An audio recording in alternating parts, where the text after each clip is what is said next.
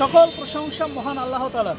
LGED আমার পিছনে আপনারা দেখছেন, এটা হচ্ছে এলজিইডি গাইবান্ধা জেলা শাখা। এই এলজিইডির একজন প্রকৌশলী, এই যে সংবাদ মাধ্যমে আপনারা ইতিমধ্যে জেনেছেন, একজন প্রকৌশলী সোবিয়াল, যে নাটোরে ইতিমধ্যে সে ধৃত হয়েছে। তার এই যে গাড়িতে প্রায়, যদি আমরা বলি, তার গাড়িতে 27 লক্ষ টাকা পাওয়া গেছে। একজন প্রকৌশলী যার গাড়িতে 27 লক্ষ টাকা থাকে, তার মানে বুঝতে হবে তার পকেটে কত লক্ষ টাকা, তার ব্যাংকে কত কোটি টাকা, তার আত্মীয় স্বজন তাদের অ্যাকাউন্টে কত কোটি টাকা আছে, এইটা বলার একেবারে আর এখানে কোনো ভাষা থাকে না। তবে একটা কথা শুধু বলতে চাই, এই যে এলজিইডি আর পাশে আছে সড়ক ও জনপথ বিভাগ, এই দুইটা জায়গার যেরকম দুর্নীতি, আর এই দুর্নীতির ফিস্তি যদি একটু জনগণের সামনে আপনারা যদি বলেন, তাহলে আমরা গাইবান্ধাবাসী একটু হলেও আমরা উপকৃত হব। এই সড়ক ভবন এবং এলজিইডি, এই যে গাইবান্ধার যে বিদ্যুতের খুঁটি অপসারণের জন্য প্রায় 83 লক্ষ টাকার একটা কেলেঙ্কারি কিন্তু এদের আছে। তারপরে বলতে চাই, সড়ক ভবন, সড়ক ও জনপথ বিভাগ, এদের কিন্তু সবসময় দায় সারা একটা কাজ দেখবেন, প্রত্যেকটা জায়গায় এদের যে কার্যক্রমগুলো, এইটা কিন্তু একেবারে দায় সারা।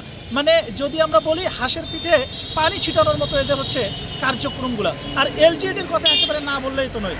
একজন অফিসার দেখলেনই তো, তার গাড়িতে বলতে গেলে 27 লক্ষ টাকা থাকে। তার মানে তার বিছানার তলে, তার অন্যান্য জায়গায়, তার পকেটে, তার আত্মীয় স্বজন বা তার ব্যাংক অ্যাকাউন্টে কত কোটি টাকা আছে, এটা তো বলার কিছু এখানে আর কোনো কিছুই থাকে না। বলতে চাই, দুদককে এখানে প্রশ্ন করতে চাই, এই বিষয়গুলো দেখবে কে?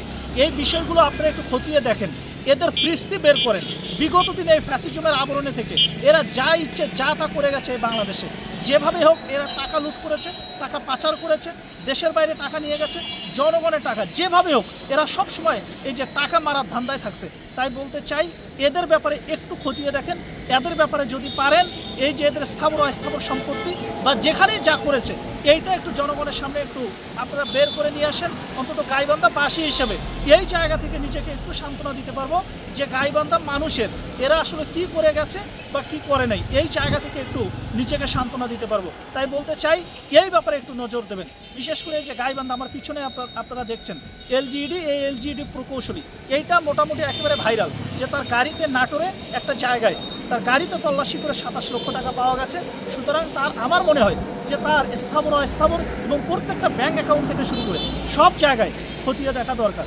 ভালো থাকবেন, সুস্থ থাকবেন, আল্লাহ হাফেজ।